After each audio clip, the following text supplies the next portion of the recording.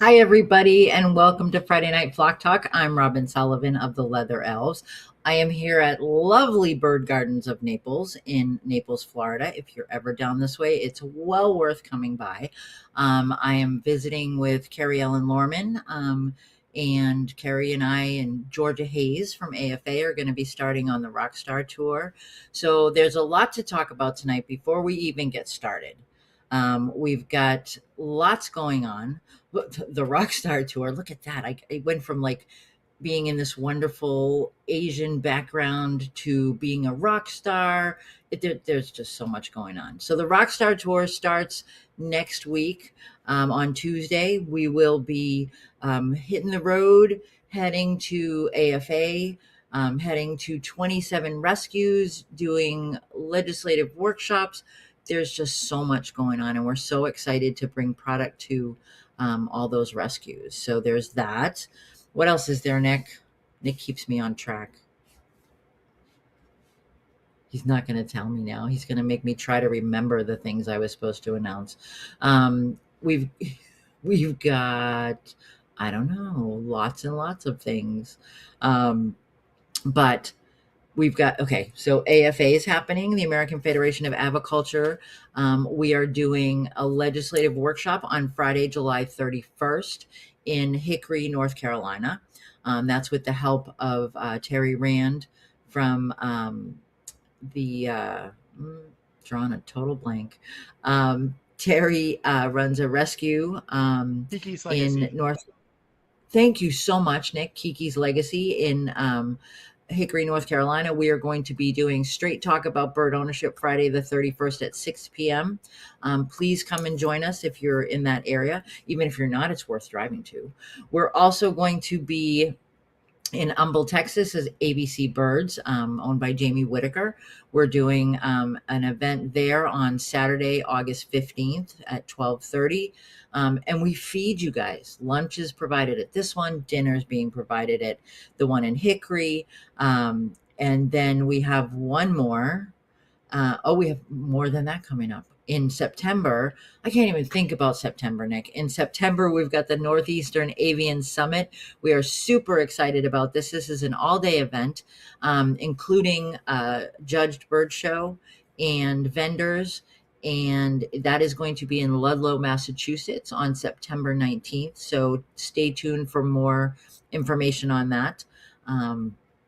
And then, of course, the educational conference, 52nd annual conference. This is the goal. That is in St. Louis, Missouri. And we will be there August 5th through the 8th. Some of us will be there longer. Some of us will be there less time.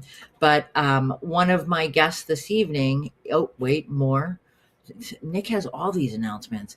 World Bird Sanctuary in St. Louis. Walter Crawford founded World Bird Sanctuary, and I happen to have the privilege of knowing Walter and serving on a board of directors with him. It is a phenomenal facility. If you're going to the conference, it's one of the pre-conference choices. And there is an additional fee for it, but World Bird Sanctuary. And then the other option is the St. Louis Zoo, who, if you've never been to the St. Louis Zoo, incredible avian collection. And they have penguins. So cool. Literally. Oh, that was bad. The AFA Youth Program is happening at the conference on the Saturday of the conference on the 8th. The AFA Youth Program, Adrian Mock and Julie Corwin will be presenting that. I think, maybe Remington might have something to say about the children's program or the youth program, because they're going to have some examples of avian artifacts. Julie and Georgia and I are doing a 3-hour workshop, lunch included, called Building Bridges. And we're talking about collaborating and how the three of us got to where we are, and how it turned into this collaboration. And this is something we're considering doing as an ongoing project. So that's going to be happening at the conference as well. The Blues Bash is happening at the conference. that is for the bird endowment. They are hosting the Blues Bash 2026. They are working to raise money for a tractor. It's a pretty sharp looking tractor. I think it's worth coming and learning more about the blue-throated macaw and perhaps helping them with their tractor campaign. That's happening at the conference. Here's the schedule, and it's way too small for me to read. So I'm not even going to think about going over that. Oh, and there's Remington. I just love this spotlight. One of my guests tonight is Remington Hutton. Remington is going to be speaking on the collaboration between taxidermy and aviculture. I did have someone ask me what was wrong with the flamingo because we've been having some issues with some of the images, and the person said to me, "What's wrong with that flamingo?" And I said, "It's dead." So you've got to come to the conference to hear what Remington has to say about taxidermy. And Troy Pluid is my other guest. I get to have two tonight. And I'm so excited. Troy does the most wonderful work in aviculture. He did a talk and from Turacos to Tanagers. And when you talk to TJ, you get this wonderful feeling, first of all, that he knows everything, and how is that possible when he is wonderfully not old. But the amount of knowledge that TJ has to share is really exciting to me. So I think that's it for announcements. You're here. Look at you guys. Hello. Welcome. Hey. So what was wrong with that flamingo, Remington? We were both feeling ourselves that day. Very pretty. There you go. I want to welcome you both. I didn't do formal biographies on you. Do you want to share, or what do you want to share with people about yourselves? TJ, why don't you start? I don't know. I just tell people I'm a guy that likes birds. I've been doing private aviculture for 18 years now, with a quick pit stop into the zoo field for a little while. I work with mostly soft bills, but I've done some birds of prey, some parrots. I focus on breeding and trying to repopulate rare species. And I know right now you have a lot of one species, don't you? Yes, I do. Do you want to share that information? We're having a really good year with ocellated turkeys this year. And if people haven't seen an ocellated turkey, they may not be impressed. They're the most gorgeous birds, and they are also they can be kind of scary. A little bit. So all right, so that's great. And a guy who loves birds, how can you not love a guy who loves birds? So Remington, what about you? Oh gosh. Kind of started my adventure into birds and taxidermy at a very young age, and I loved animals, so I wanted everything to do with them. So I was lucky that my parents not only allowed me to do whatever I wanted pretty much, but also encouraged it. And then when I graduated high school, got my own property and started my own business full time. So I had full free reins of whatever I wanted to do, which was a little dangerous at times. But now I've been running my business full time 10 years now, and me and Sean just keep growing our zoo more and more. So we have a lot of soft bills, emus, and rheas. We've slowly been getting more parrots. Sean loves the parrots. The parrots don't always love me, which is sad, but we just keep, growing and growing. Nice. And I think right off the bat, you bring up a really important fact. So a lot of us who are slightly more mature, that's what I'm going to go, more vintage than you guys, are kind of like, well, how come there aren't a lot of young people? How come there's not more young people in aviculture? And you brought up the best point, Remington, that you had that support. And I think, for those of us who have children your age, we need to encourage that. If that's what they want to do, we need to work with them on that, and not force them into it either. I mean, if somebody had told you guys you had to do aviculture, would you have done it? I'd be raising fish. Yeah, I pretty right? much don't like to be so. So I do think it's about that support piece. But we were talking. The three of us were at an event in May, June. I don't even know. We were at an event, June. and June. Thank you. And we started talking about aviculture declining, and it got pretty negative. And it does, because when you're passionate about this and then someone goes, oh well, there's not going to be any more, it's all declining and nobody wants to do it. And then TJ wrote this great article and we started talking to Remington. And so TJ, is aviculture declining in your opinion? I don't think so. And in that same time frame that we were chatting about it when we all met up, there was, I think I saw 3 separate Facebook posts of different aviculturists talking about why is it declining, and what's been the downfall and this and that. And I don't think it's declining. I think it's changing. And we're seeing that as a decline instead of moving with the change. So Remington, what do you think? Declining? I don't think so. As someone that showed even like poultry in the county fair level, I remember when I was a kid, our county fair had no poultry. Like it was combined with the rabbits. You were lucky to see like 10 chickens and nothing besides a chicken. And now, from the time even that I then was able to show, and there was starting to be pigeons and a few turkeys, and now I go to the county fair and they have their own building now, their own everything. And personally, knowing a bunch of those kids and them coming and seeing our place and always being around, and just the passion that I like to try to help ignite even more and more and more when their parents think I'm crazy, but seeing the kid being like, this is awesome, excites me every day, every time I get to see that. Well, I mean, Georgia has a picture of me sitting on the floor at an AFA conference with all these little kids, and we're going through a shoebox of foraging items. And, I look like a crazy person in the middle of the vendor hall, but when there are kids that are willing and are interested, you're like, yes. And you work on that, and I think, Adrian and Julie with the youth program, it's like pulling teeth to get them to come, but once you get them there, they're kind of hooked. So Yeah, and then you just got to like feel that excitement as you see it building.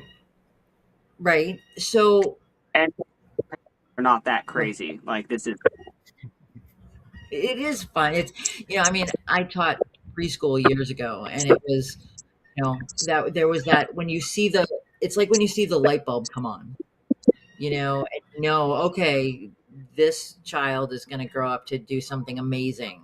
And I'm sure people saw that in you guys. And Yeah. but Buddy says aviculture is not declining. Buddy Waskey, president of AFA, in the comments, it is not declining, it is alive and well. There you go. Buddy would know. Came right from the president, so we know that's Yep. true. It's fact. So how's it changing? What are you guys seeing? I think a lot of the shift. So back it up to like when Remington and I were joining, there was nobody around. It took forever to find anyone even close to our age, and you wouldn't find them locally. It was across the country. And now, if you put in that same effort, they're closer. There's more people. The big change is social media and networking that way. But some of the conferences got some fall off because there's so much networking through social media now that they're not leaning so much into the in-person conferences and meetings and things like that. Mm-hmm. So how do we, I mean, Remington, or let me ask you guys this question. The networking that happens through social media, what about the information that comes through social media? Go, Remington. in my turn. So my opinion on this is, so like the conferences used to be huge because people were so thirsty for knowledge, thirsty to meet people, wanted to soak up everything they could. Now it's so much more easily accessible to us because we have all this social media, and you can just type on your phone and find out anything you want, or call anyone and they can send you photos, videos, video chats, whatever you want to do. So there's not as much of a hunger for that knowledge because we are around it every day. But I think Mhm. that now that there are more of our generation showing up to some of these meetings and conferences, that we also kick our friends in the butt and like, hey, you need to get to this, or act a little rowdy and make them jealous they're not there. And I think that's also a big push to get people just to meet in person, because you can talk to someone for years online. I mean, me and TJ were friends online for like 5 years before we'd ever even met in person. And Mm-hmm. it just was a big difference. I mean, our friendship didn't change at all, but it was still like to see Yeah. animals, and it was fantastic. And I Yeah. think a lot of the change we see too, so everyone's opinions online, and that's a downfall because you don't need to take in every opinion you hear because it's opinion. Whereas when you attend these conferences, they're cherry picked to basically be experts in their field, giving you the information in person in real time. And that it's a different kind of networking. The networking's alive and well, but when you actually attend these in-person things, you know who you're talking to, you know that you're getting trustworthy information, and it's just Yep. more, you're more apt to soak it up in person. So we have a little bit of a disconnect because of that with the social media, but I think we should use social media to encourage more in-person attendance. Okay, so here you go. Here's a great example of online. We're doing so the AFA conference is in person, and I wish you could both be there, TJ, and Yeah. because Remington will be. You didn't think I was going to let you get away with not, Oh, not I'm being there, surprised it right? took this long.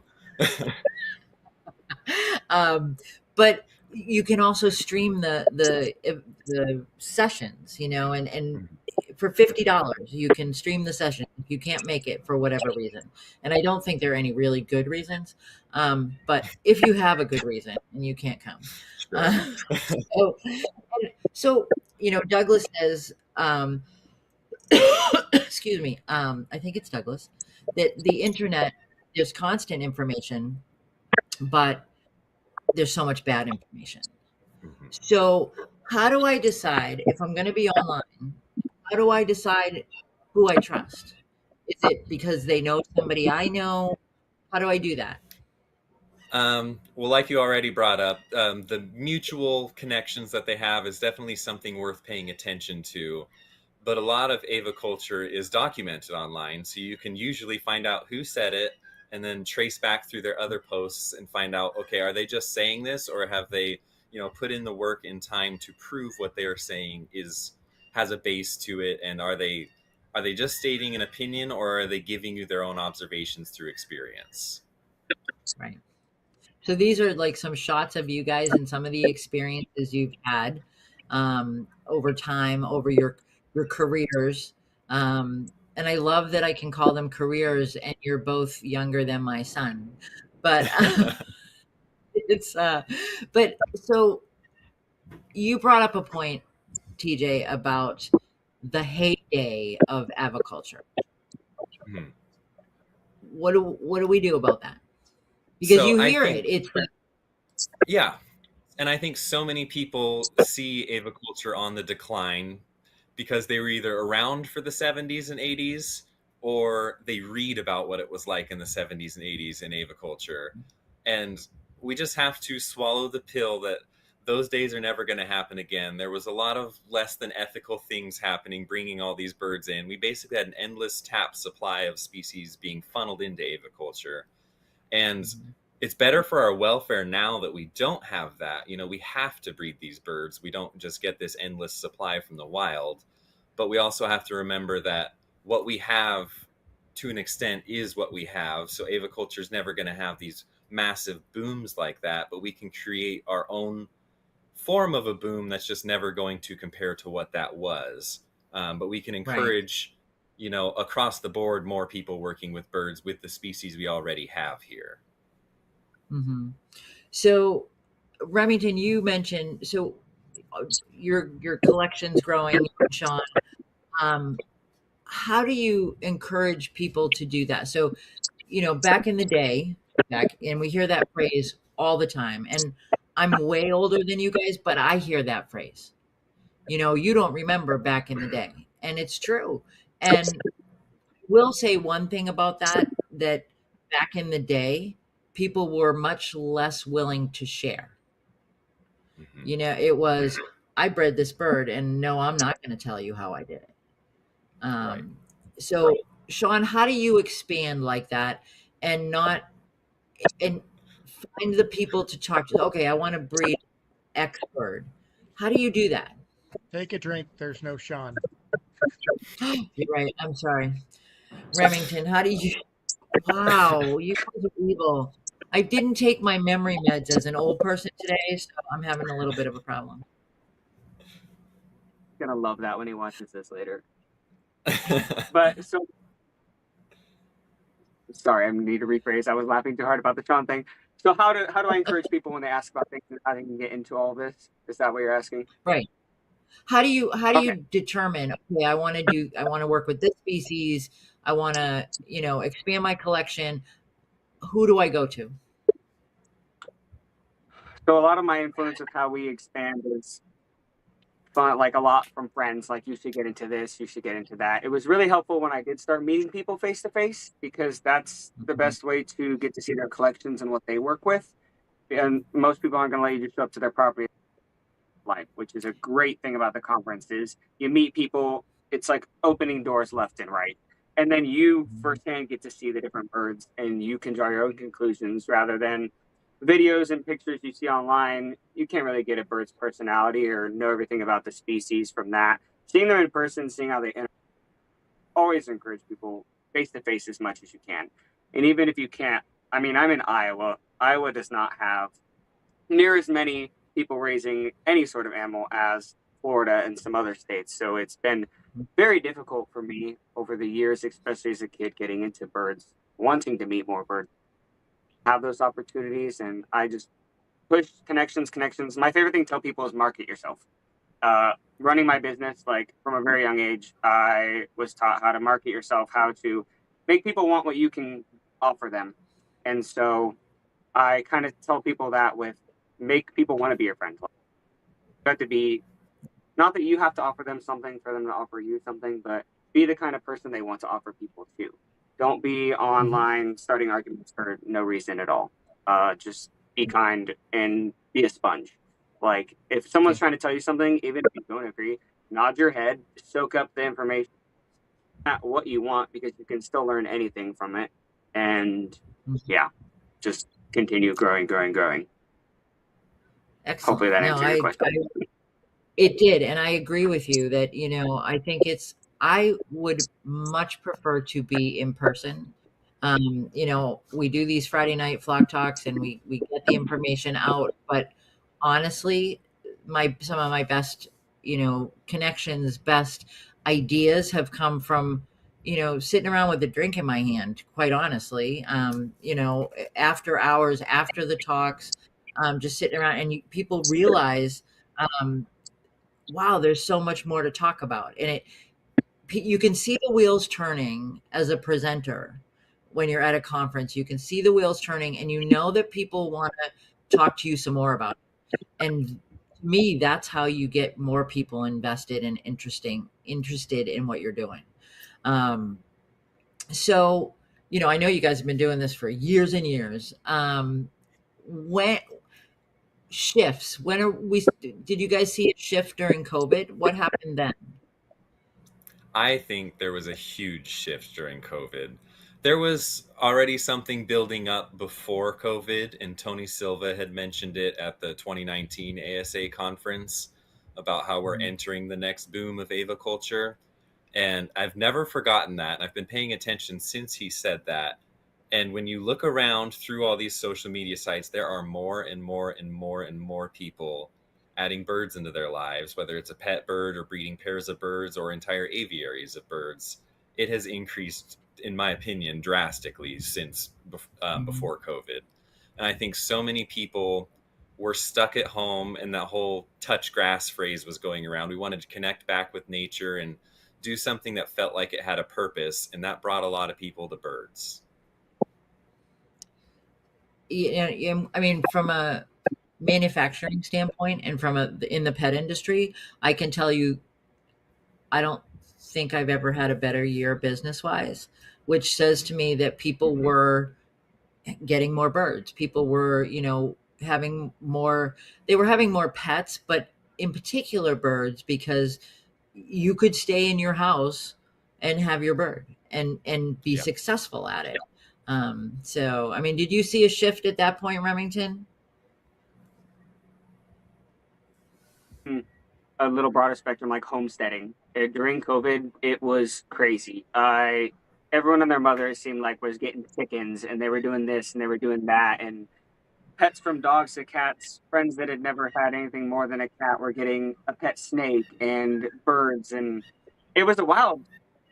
Someone that was raising birds at the time, like I could not produce enough muscovies and turkeys and chickens because everyone was beating on the door wanting something to do with their time because half of their social life had been taken away, and animals filled a huge part of it. And honestly, knowing a lot of the ones that I know that got chickens and things, they still have them and have not only kept the ones that they got during COVID, but most of them have expanded and continue to expand into their love of finding birds and other animals, and just the outdoors in Wow. general. TikTok's been calling it like grandma hobbies or something, where people started canning and making their own bread, and I think it's died off at all. If not, if anything, it's become even more popular. Yeah, I think that's awesome. I mean, and the fact that I love that you guys aren't raising just parrots, and there's no offense to my friends who raise just parrots, but there's so much. It's such a broad world of aviculture, and I think we need to get that message out as well. That it's not just, oh hey, we've got parrots and isn't that cool? The big, I've got a macaw and that's the only parrot I've ever seen, and only bird I've ever interacted with. Um, so I mean, you guys are not newcomers because you've been doing this for a very long time. I mean, relatively speaking, you've been doing it for a long time. So what do we tell people who are new to the hot well the hobby or the Industry. industry? What do Well, we what do tell we people tell? that are new to it? Uh-huh. Um, I don't know. It's an amazing world of really gratifying things. It's not easy. I think all of us can attest that we have days where we're pulling our hair out. But in an age of instant gratification, it's giving us something to work towards that is more fulfilling because, if you want to build a bird collection or have several pet birds, whatever your form of aviculture is, it's not going to happen overnight. If you're rich, it's not going to happen overnight. It doesn't matter where you're at in the world. It's something to build towards.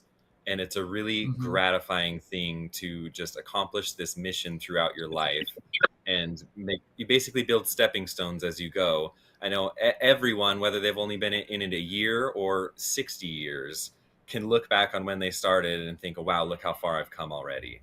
And we can't get Yeah. that feeling from the age of instant gratification. So it's giving us more, we're yearning for something more, and aviculture is wonderful to fill that niche. Nice. I like that. That's It makes a lot of sense. But no, it definitely does. So, Remington, are you feeling like you're seeing new people come into the industry, or I mean, I know Iowa is a little different. No offense. No Um, comment. but right, but I mean, are you seeing networking with people, meeting people, talking to new people? How do we encourage that? um encouraging it. That's because you can tell someone to do something a million times, and unless they want to do it, they're not going to. So Mhm. instilling confidence. That's what I want to say. Instilling confidence in people, because our biggest issue, me and TJ see with people our age, is one of the dirty is constant comparing yourself to others. And now that you can see what other people have so easily and the things that people post, our friends will be like, oh, well, I only have this, or oh, I'm only working with this. And we're like, no, you're working with that. You're not only, because if you have the passion to, you will get there. And like TJ Mhm. said about it doesn't matter if you're rich or poor, that can't buy you connections and friendships. And it's a building. the more you put yourself into it, it doesn't matter if you just raise finches or just have pheasants. Like, no one cares. You're talking birds, they're going to get excited, and that's to instill confidence in yourself, and that will just lead to every opportunity you could ever want. Mm-hmm. That's such good advice. I mean, I worked as a trainer for a long time and worked with trainers for a long time. And it used to be, I remember going, before I was on the board of directors of International Avian Trainers and Educators. And I would go to the conference and I'd be like, I'm just, I just work with parrots, or I just, I only make enrichment. And then I realized, and I started working with other birds, and it started kind of evolving, and it turned into so much more. But I know for a fact that I use the words I just, and I I'll still have do it. people I know. come up to me. Yeah. Oh, I do too. And oh, I'm just a manufacturer. Oh, I'm just this. And I have people come up to me at shows all the time, and they'll say, "Oh, I just have a budgie," and I'm like, "Don't say that, because you're an aviculturist." No, I'm just. Or the other thing is, I'm just a companion parrot owner. Right. No, that's not the Take out case. the You are. Yeah, take out the just, and make yourself an aviculturist, because you are. You're Yeah. part of this community. If you look up the definition of what an aviculturist is, you're there. Your picture should be there.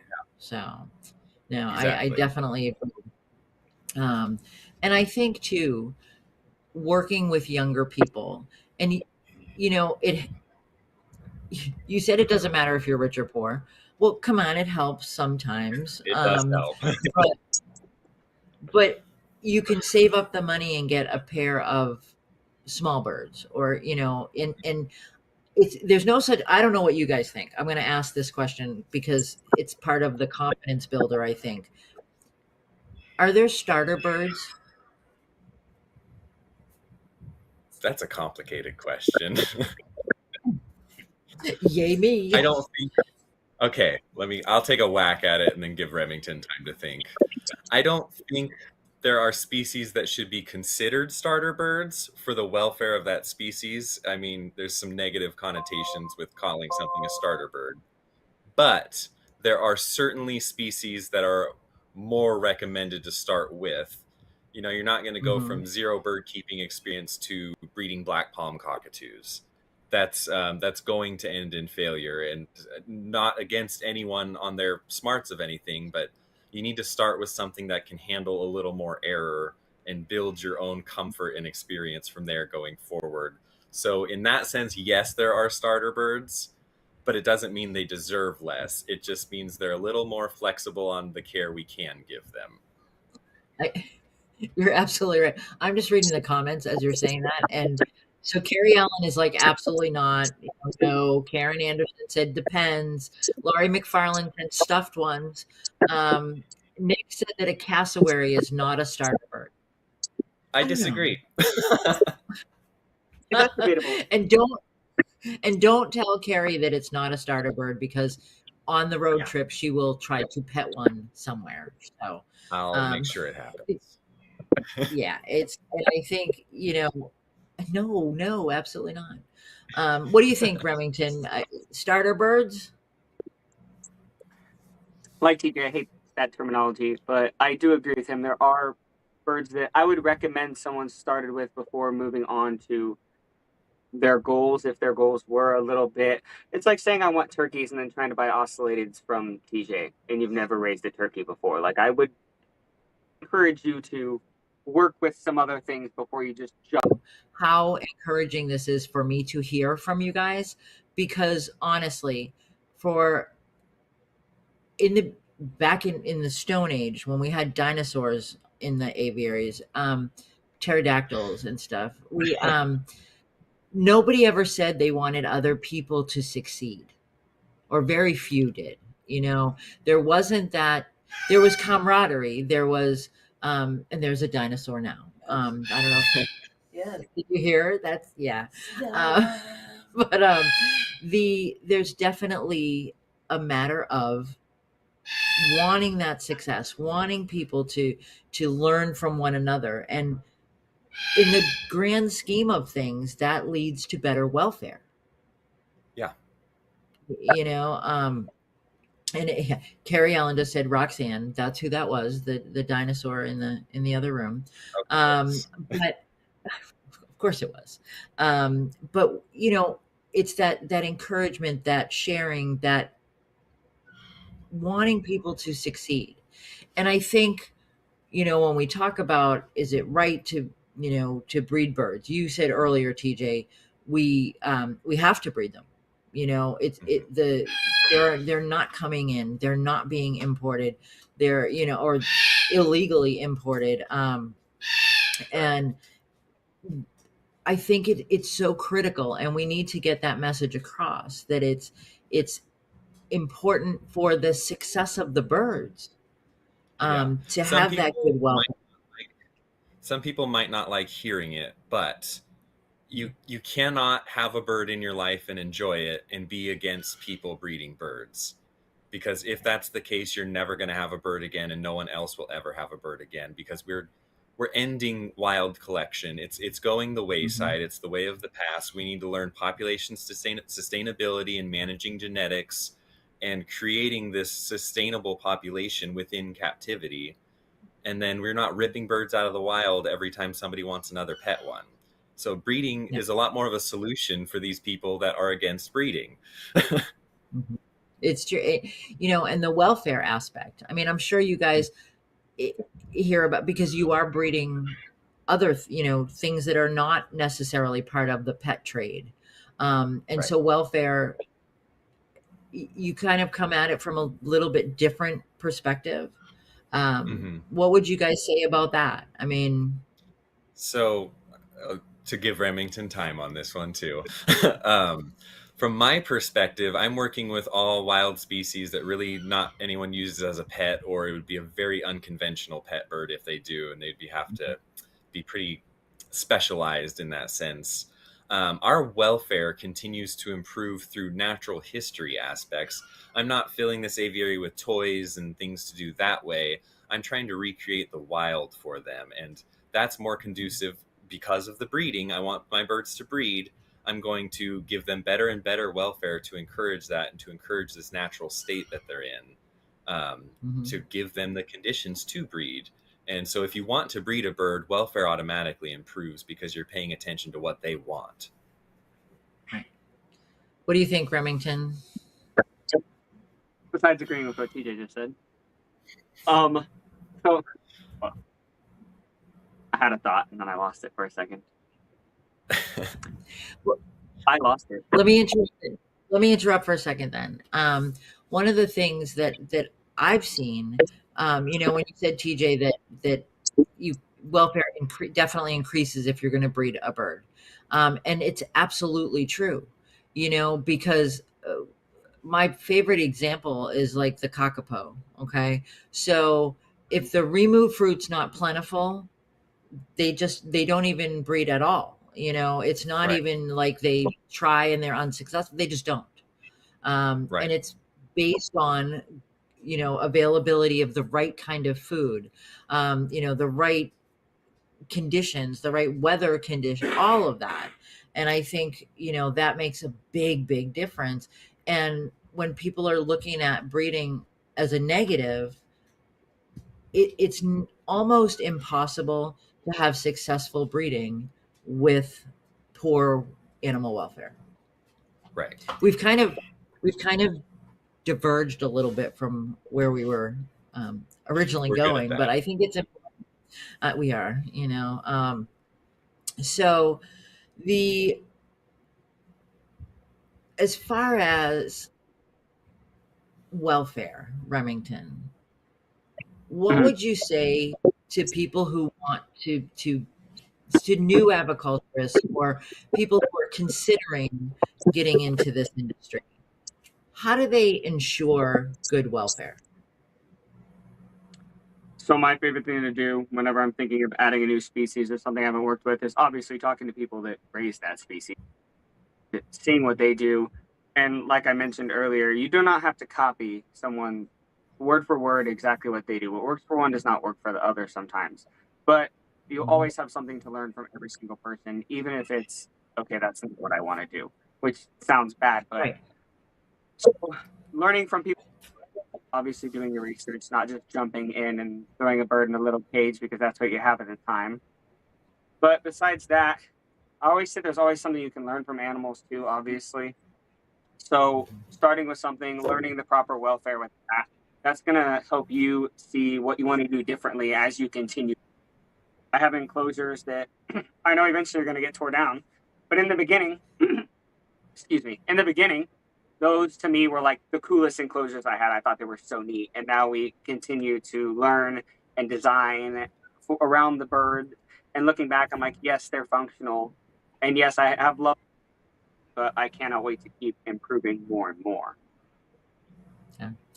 And I think, for me, being in this industry, when my parents started my company, and when we first started out, it was, I'd put little faces on things, and and now most of our stuff is natural, and that comes from having conversations with like TJ and you guys. And, I'm not going to say that I don't like, for parrots, toys are important. And I did a study probably before you guys were born, about breeding birds and enrichment, and were there benefits to breeding birds having enrichment.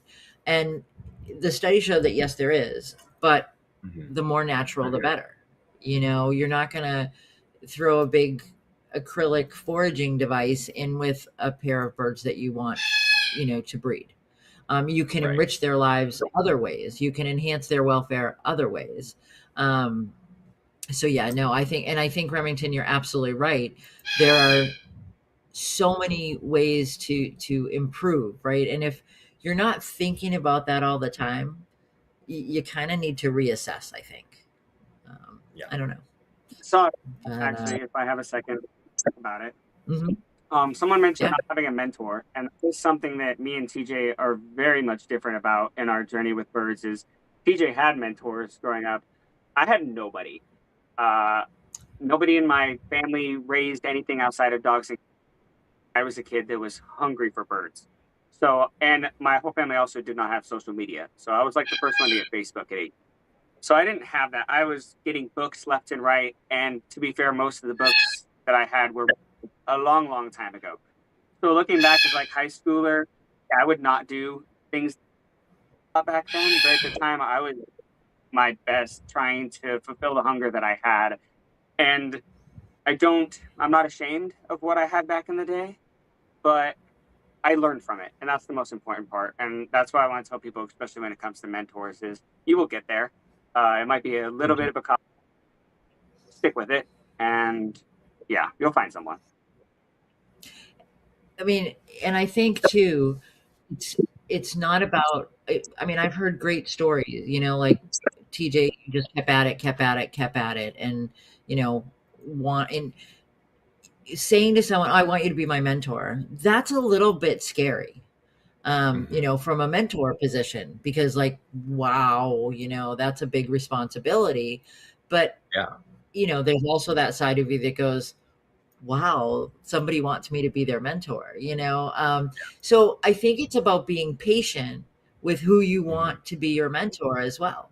And so I think that's an important kind of just something to keep in the back of people's minds when they're thinking about, moving on or getting more information that way. But yeah, and so it's something you can feel out too. Like, you don't necessarily want anyone to be your mentor. You kind of want to specialize and focus on what you want to do in your aviculture pathway and find mentors that line up with it. But in the meantime of that, nobody should be afraid to ask questions, to shoot out a random message that you might not get a response to, but hey, you had the gumption to go out and do it, because one of those people will respond and give you the time of day. And then you just start asking questions on a very basic format, and it might point you right in the direction of the mentor you need. Yeah, and Nick said it took him 10 years to find a mentor. And it's possible. The other thing that I want to bring up, and we hadn't really talked about this ahead of time, listen to your mentors. When you Yes. are starting out, or I don't even care if you're starting out, if you've been doing it forever, this is your 30th year in aviculture, right? And you Yeah. find somebody that you ask a question of and they make a suggestion, listen to them. I mean, have you guys experienced okay, Remington, I'm going to ask you. Okay, now TJ, I'm going to go ask you. Okay, Mary Sue, I'm going to ask you. Yes. And you Somebody can that's bet there's screenshots between me and Remington from the same person. so when you've got, when you're asked to be a mentor or somebody asks your opinion, and it's a very small community, let's be honest, Yeah. and we do a lot of us talk. I think it's really important from when you're the mentee, when you're the person looking for help, that you respect the information that you're getting from the person that's a mentor. Yeah. So when we were all together in, I think it was June, there was, I have permission to call him out by name, so I'm going to. There was a younger guy there, Casey Bass, and there was some follow-up conversations where he mentioned about like, well, I didn't feel like I had anything to contribute to this conversation or yada yada along those lines. But he sat there and listened. And that's a great mentee. He's sitting there listening and soaking up what he's hearing. Whether he agrees with it or not is up to him, but he's listening regardless to these people that could be potential mentors that are talking. Yeah, absolutely. And I think, it's about listening. It's about listening and then kind of making it your own. That was one of the things for me as a trainer when we'd do the big conferences and stuff. And people would say, well, so and so said, and name a big name in the training world, said you had to do it this way. And, if you have so your aviary setup is completely different, or your home is completely different if you're a companion parrot owner, I don't think people should beat themselves up if they can't. And this goes along with what you said, Remington, that your aviaries, when you first started, you thought these were the best thing since sliced bread, and now you're ready to move on, and that maybe you want to change that a little bit. But I think people need to be realistic about their goals too. It's so go ahead. I also just want to say, if someone reaches out to you for help, even if it's something that they're doing completely wrong, they're obviously reaching out for help for a reason. They want to do better. And the worst thing that you can do is to be rude to them or attack them. I've had people ask me questions before, and to me, sometimes it would seem like a no-brainer. But also, you don't always see what's right in front of you. And I always just try to be like, hey, I would try this, or like, hey, I really would like to suggest this. I'm never like, oh my gosh, how could you, like, because that's just going to discourage people, and then they're either not going to make it better because now they're mad, or they're going to be completely discouraged and get. Yeah. Oh, definitely. I mean, and sometimes it's hard. There are those questions that, because you've been doing it for a while, you're like, oh, that's just common sense. But for someone who's just starting out, it's not in their bank of knowledge, and Yeah. I have a friend who always tells me that my face, that I need to be careful with my face. I'm like, try, but that's really difficult. But as someone who gets asked those questions, I never want anyone to feel like, oh, that was stupid, I shouldn't have asked. And there's always somebody else in the room that has the same question, and they're just afraid to ask it, in my opinion, in my experience. So how about we talked about that we wanted to discuss imposter syndrome. What have we got to say about that? I know I probably should have done that way earlier in the evening, but open up a can of worms. Do you guys want to tell people in case they don't? Yeah, in case they don't. About it, so. Okay. Most of us experience some form of imposter syndrome, and me and Remington are both guilty of it. We talk about it all the time.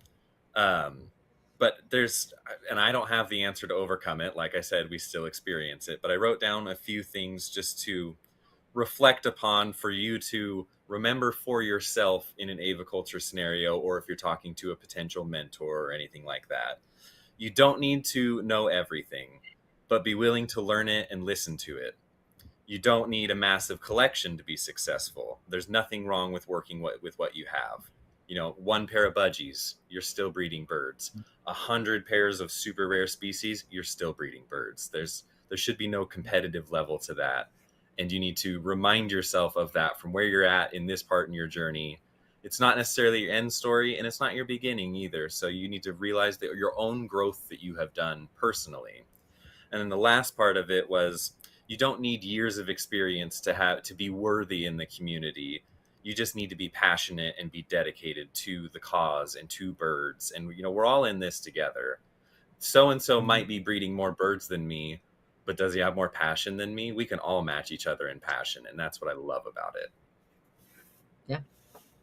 I mean, have you guys ever been to I know you have. I'm going to ask though. Been to an event and gone, oh, I don't know if I belong here. I mean, that's what we called tonight's, discussion. Yeah. I remember my first AFA conference, and I was invited. Lainey Rickman from the Bird Endowment invited me to come. And I was like, oh, I'm not, I don't think I belong there. And Right. International Avian Trainers and Educators, when I got on their board of directors, there was a board member who said, she doesn't belong here. Oh, tears, the whole thing. I mean, I had been voted in. Right. I knew, I knew that I had stuff to offer. I had stuff to bring to the table. Yeah. Maybe it wasn't going to cover the whole table, but I had stuff. It says more about them than it says about you. Yeah. But I think that's amazing advice, and I think we need to get that out there. Karen said, first, do no harm. It's so true. Yeah. I was told a piece of advice by one of my mentors, ironically. And he told me, you don't have to make friends with everybody, but try not to make an enemy out of anybody. And we can all do that. Yeah, absolutely. And I think it's important that there's respect. Mm-hmm. I mean, I respect the heck out of both of you. And, I think about the things that you do. I am so excited to see you at the conference, Remington, and talk to you about taxidermy and just like how all of that came about. And, TJ is someone that I go, okay, if I need to talk about natural enrichment and how we can make that happen, and if I want a different perspective, if I want to get out of my head and get a different perspective, it's guys like you that I want to talk to, and I do have a question though. So Remington, Georgia wanted to know if you could fix this bird. That's my baby. This is her baby. Is it too late? Tell her she needs to save a lot of molted feathers, and we can make it pretty again. Save a lot of molted feathers. Okay, so we're gonna talk about that some more. We may take you up on that, Remington. But I mean, I'm joking here, but I think Casey is on tonight, and Casey says imposter syndrome has certainly gone hand in hand with breaking into aviculture for me. Find people who are willing to help you along, like you guys. It's true. I mean, it's so nice. Douglas says he's a little thin. A little bit. A little thin. But I want to thank you, because I feel like your encouragement is really about your experiences. Where you've come from, where you are. And we've both had a lot of negative experiences too, but that's not the point of this conversation. We got through those, and we don't want anyone else to have to go through the same negatives. So, and that's the mentality we should all have. We went through some bad stuff, but nobody else should have to. So let's try to help these people so they don't have to. It is so true. And it's, I mean, because you think about what, what those bad moments, those low moments, right? And why would you possibly want anyone to go through that? And Right. and I think in our case too, in aviculture, we're not talking about just us. We're also talking about these animals that we are so lucky to have in our care, right? Right. And so learning more, doing better is really about the whole animal welfare piece. So you guys, any last thoughts for people? Remington? Not forever, just, When TJ said that everyone's experienced bad and good, something I always like to think of is if you're not constantly wanting better for the industry that you're in, and not only, but contributing to make it better, then you are not as passionate about your industry as you think you are. And that's just something that I think that if we all had that mentality, that we would not even be saying that aviculture is dying. We would be trying to do better and better and better. Yeah. Nice. So TJ, what about you? To piggyback off of it, the same thing. When we started the episode, I referenced those social media posts about aviculture on the decline. How many of these people were working on a solution or just wanted to point out that it was on the decline? Be a part of the betterment of the community. And if everyone has that mentality, then there will be no decline. We'll continue to prosper. There's nothing at threat here. We just continue to build and grow and learn. And shameless plug on that article, if you want to read it, it'll be published in American Pheasant and Waterfowl Society magazine. Get your memberships. Oh, wait a minute. I didn't know you were going to hawk memberships too, but I did. No, I think it's well worth it. And that's people, oh, but I don't do that. Yeah, but it's just another really cool part of aviculture that maybe if you looked into it, it would be something that you'd want to be involved with. So yeah. And Jordan said, and it's helpful no matter what. So, there's just a lot. But I want you guys, this has been great. And you've made me feel, and this is just a discussion here. But, if we were in person, it could go further, TJ. And but really, truly, I think the best piece of advice is to be positive, to really try to help, other people. And if you can help them succeed, then they're going to help enhance the industry. So, but I want to thank you guys for spending time with us tonight. And I've enjoyed it. I hope you did too. And I have. Thank you for having us. I will see, actually, I'll see both of you. I'll see Remington at the conference, and then I'll see TJ on the road trip. So you could see him twice if you came to I the could see, conference. Georgia said I could see you twice if you came to the conference. You are good. That's why I bring her along. She's good like that. So, and you'd see me twice. You'd see her TJ. twice too. That's a good argument. I think it is. So again, I want to thank you guys. I will be seeing you both soon. We're going to be on the Rockstar Tour, and thank you for being that breath of fresh air in aviculture. I appreciate it. Thank you for giving us a voice. Thank you. Have a good week. Take care, guys. Yep, have a good one.